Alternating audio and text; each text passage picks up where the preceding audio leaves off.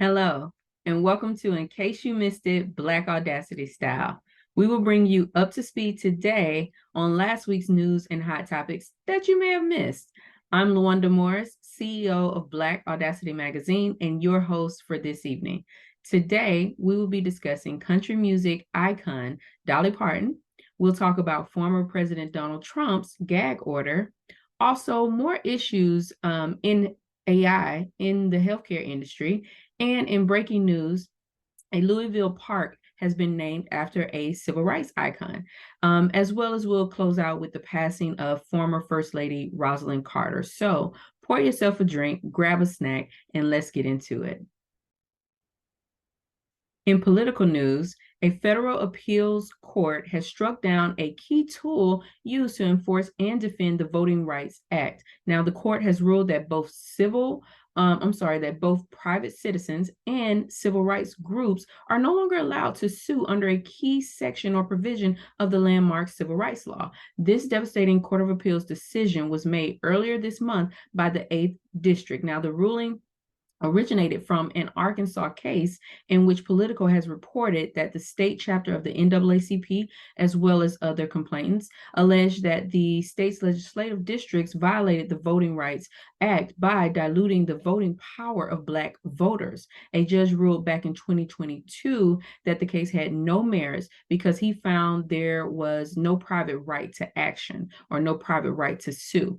More than likely, the case will now go to the Supreme Court of the United States, which itself has unfortunately helped to gut the Voting Rights Act in the past. So I'm not going to hold my breath on this one. I'm not very hopeful about how it's going to turn out, but I hope I'm wrong. And we will follow this story and keep you up to speed. Now, the limited gag order placed on former President Donald Trump from the district court judge Tanya Chutkan was temporarily frozen by the appeals panel when they agreed to hear the case.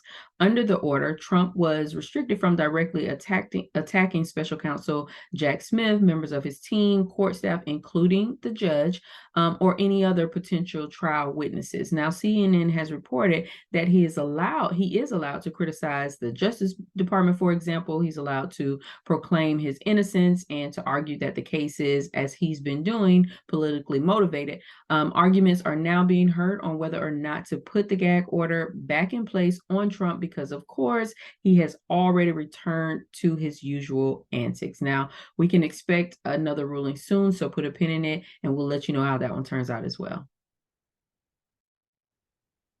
In sports news, on Sunday, November the 19th, everyone welcome back Bronny James. For those of you that don't know, that's LeBron James's son. He made his first appearance with his USC Trojan teammates since suffering from a cardiac arrest back in July of this year. Although James did not play, he had the opportunity to warm up with his team.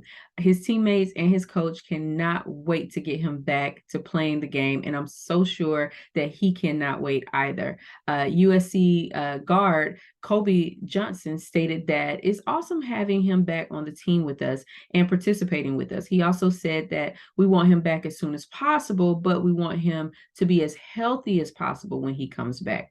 I agree with Kobe. He went on to say, every day we pray that Bronny keeps getting better, and hopefully sometime this year he'll be able to get on the floor with us.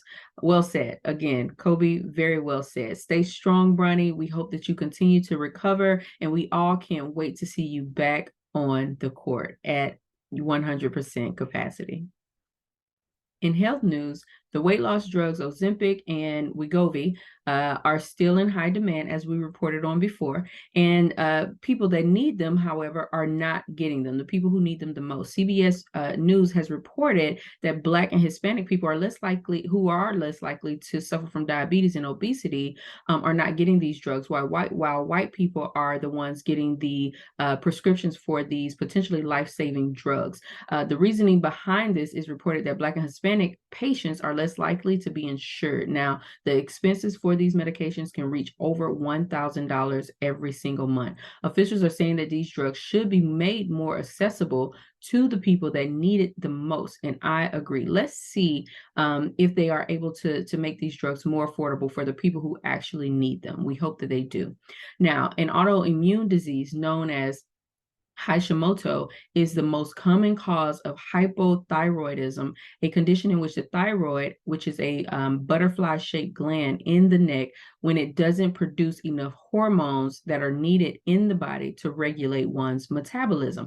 Now, there is no cure for this condition. However, there are some synthetic thyroid hormone medications that are used to treat common symptoms like fatigue, weight gain, hair loss, and sensitivity to cold, just to name a few.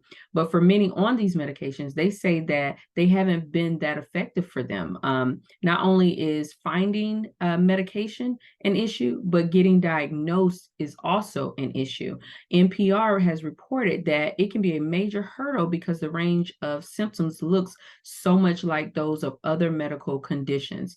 Many patients have already spent thousands and thousands of dollars out of pocket looking for answers. Some feel their concerns get dismissed by doctors, which ultimately leave them feeling frustrated and defeated, as you might imagine. And to that, I say keep fighting the good fight, get a second opinion, a third opinion, a 10th opinion if you need to. Remember, you are the best advocate for your health, and your health matters. Now, a lawsuit was filed against United Healthcare earlier this month in federal court in Minnesota. CBS News has reported that two families of now deceased former beneficiaries of the insurance company knowingly used a faulty AI or artificial intelligence algorithm to deny elderly patients coverage for extended care deemed necessary by their doctors. This is care that was deemed necessary by their doctors, which caused them to have medical and or financial hardships. In this complaint, the families accused the company of using this AI to deny claims as part of a financial scheme to collect premiums without having to pay for coverage for these elderly beneficiaries. Now, the company, of course, denies these claims, and I hope that these families get the answers that they need and that they deserve from this lawsuit. We'll put a pin in it and we'll keep you posted on how that one turns out as well. In celebrity news, the actors' strike is finally over, and that means that we are back to watching, or we're about to get back to watching some of our favorite shows. NBC has released the new air dates for some of our favorites for next year. The Voice will return in February for its 25th season. Law and Order SVU will premiere Thursday, January 18th. And lastly, America's Got Talent, Fantasy League, hosted by Terry Crews, will air January 1st at 8 p.m. Eastern Time, just to name a few. I know we all can't wait, and we all will be tuning in. Now, country music icon Dolly Parton is back in the studio, and nope, she is not singing country. She's doing rock and roll. People magazine reported that Dolly announced that she will be releasing an expanded version of her album Rockstar, which was released back on November the 17th. Now, the album will include a rock and roll twist to her classic 1973 song Jolene, which I know you all remember, in which she also collaborated on with rock band Måneskin. Dolly posted to her Instagram page saying, "Surprise, did you all think I was done? No, Dolly, we did not think you were done. We can't wait to hear what you have in store for us next." Now, have you ever wondered about when some of your favorite celebrities' birthdays were? Well, we got you covered. ABC has reported a list of celebrity birthdays for the week of November the 26th, which is this week, to December the 2nd, starting off with hip-hop artist DJ Khaled, who just turned 48 years old. They reported that actor Robin Givens turned 48 years old as well. Comedian Jon Stewart is turning 61 this month. Actor Don Cheadle will be 59 this month, while model Chrissy Teigen will be turning 38 this week. And one of the biggest, most talked about celebrities, especially lately, Miss Britney Spears, will be turning 42 on December the 2nd. We wish all of you a very, very happy birthday.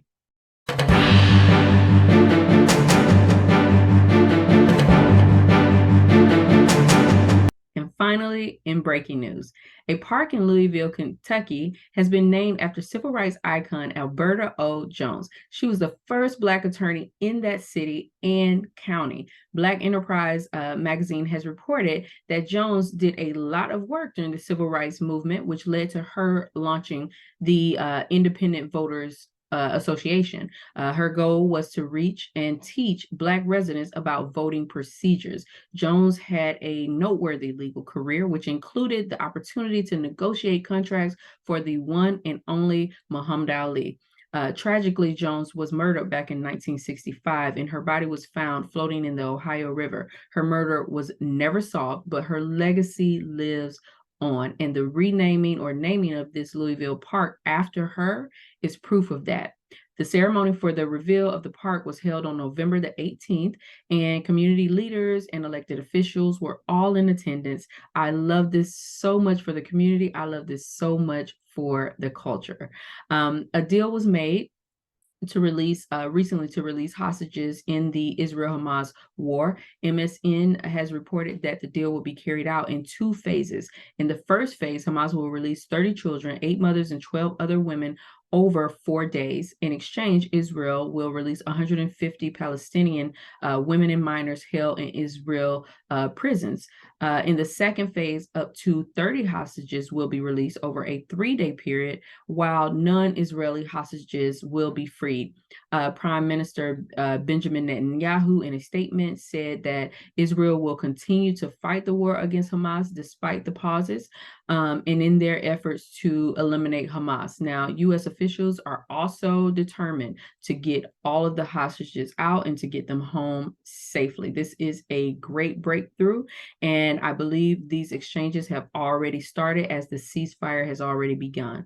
Now, in final breaking news, Rosalynn Carter, former First Lady, has died at the age of 96. She passed away in her home in Plains, Georgia on Friday, November the 19th.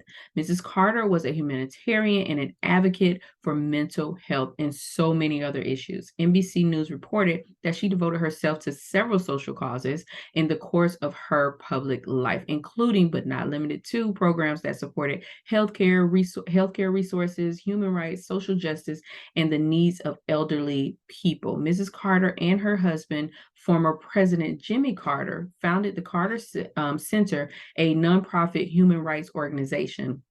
She also established the Rosalynn Carter Institute for Caregivers at the Georgia Southwestern State University. Now, a 3-day tribute kicks off today in Georgia with a wreath-laying ceremony for Mrs. Carter homegoing. The Carters were the longest married presidential couple in U.S. history, married 77 years. Wow. And they shared 4 children together and many grandchildren and many, many great-grandchildren.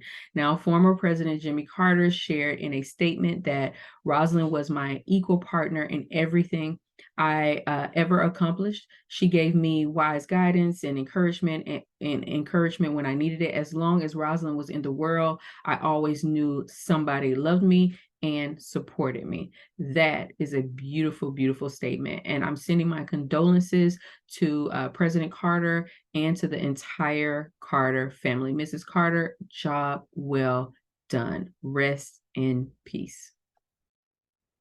Well, that's all for now. I hope you enjoyed today's segment of In Case You Missed It, Black Audacity Style. And don't forget to hit that like button, to subscribe, and be sure to also turn on those notifications so that you can get notified to get more Black Audacity Magazine content in your feed. I'll see you back here next Monday, same time, same place. I'm LaWanda Morris, CEO of Black Audacity Magazine, where we are unapologetically, unambiguously Black Audacity. Thanks again for watching, and see you next time.